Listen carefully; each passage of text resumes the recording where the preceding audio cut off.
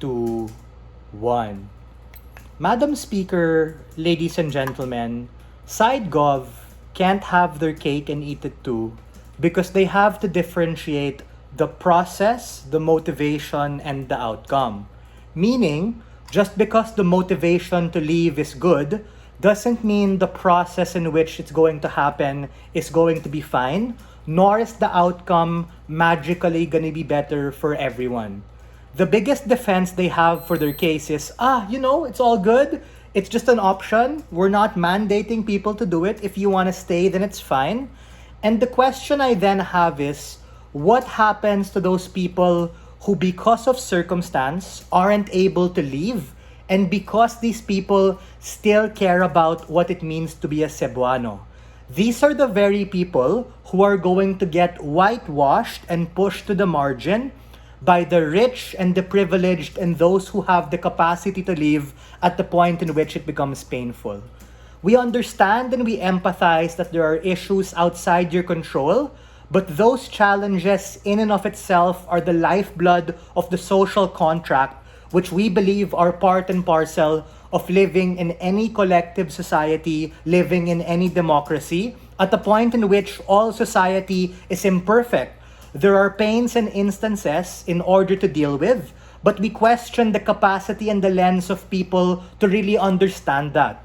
On their side, the threshold of suffering becomes so low at the point in which they can just opt out of responsibility at any point it's painful. 3 issues in this debate.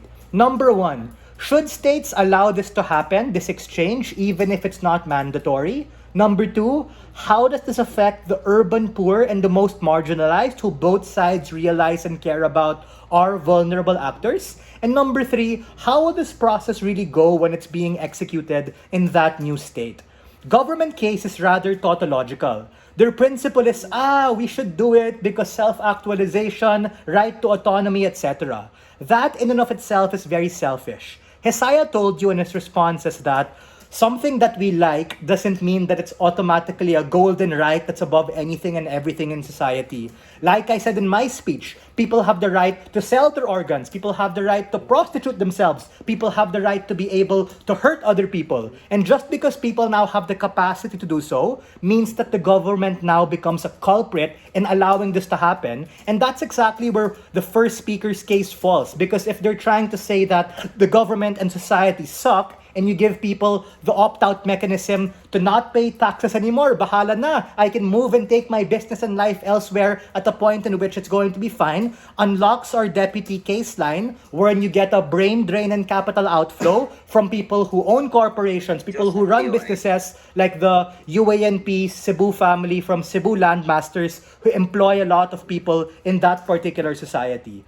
This places a disproportionate expectation on what happens to these people, and the delta here is very simple. The delta is that you set people up for more long-run failure at the point in which they expect that that state's going to be good. Even in the best case where that does happen, we think that it leads to this hedonic treadmill and expectation that at any point something bad happens, there's a newer, a greener, and a better pasture to be able to go to. I'll take you in a bit. Government rhetoric is also along the lines of, you know what, Joseph? In status quo, people can travel, people can migrate, they can change citizenship, etc. Yeah. And I'm saying that those are different as opposed to allowing everyone to do it, because the difference between status quo and that is that it's a mutually beneficial thing. Meaning, I work abroad, maybe I get half citizenship there, or I become dual.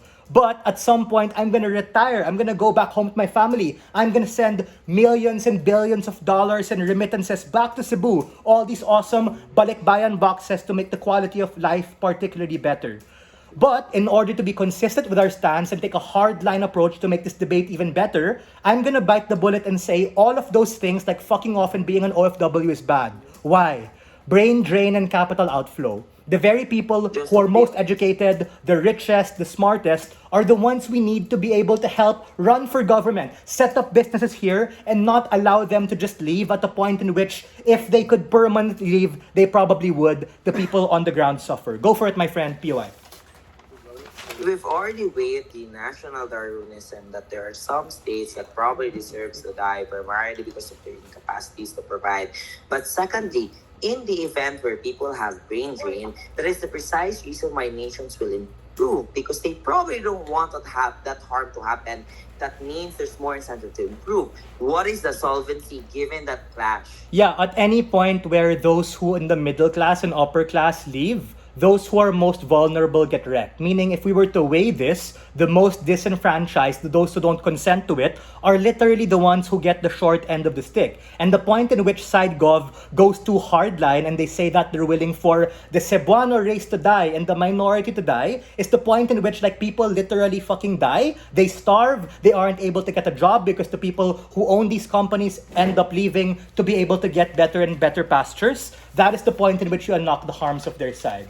What exactly does the previous speaker give us? I have a couple of responses. They say that, look, it's just an option. We're not forcing everyone to do it. But the point in which it becomes an option to just opt out, it lowers the capacity of people to truly understand pain and suffering. And at any point, I don't like this mayor, I don't like this concejal, I don't like this person. That's the point in which they're going to mobilize efforts to be able to leave. And those people, because of my POI earlier about supply and demand and scarcity, it's not like everyone can be able to leave. And exactly those who don't want to leave, but another way of saying they can't, get absolutely wrecked. Second, this idea of recessions, very interesting. Guys, global recessions affect every part of the world. Meaning, if you leave the Philippines or Cebu because of a recession, newsflash, going to Australia, Europe, US, you're also going to get wrecked there. But the problem that happens on Gov is you have this disproportionate expectation na, mas maganda buhay dito.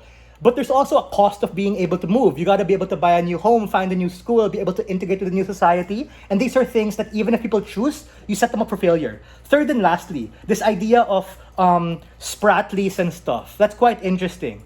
My question then becomes, who is going to be the lawyer to fight for these disenfranchised individuals? Who is going to help the government in the fight to be able to get these islands as their own at the point in which you give the middle class, you give the privileged, and you give everyone just an opt-out at any point it's comfortable. You wreck nationalism, you harm the economy, and you implode societies from within, particularly developing nations, those who are most vulnerable, those who are most disenfranchised. We are very proud to stand on side negative. Thank you.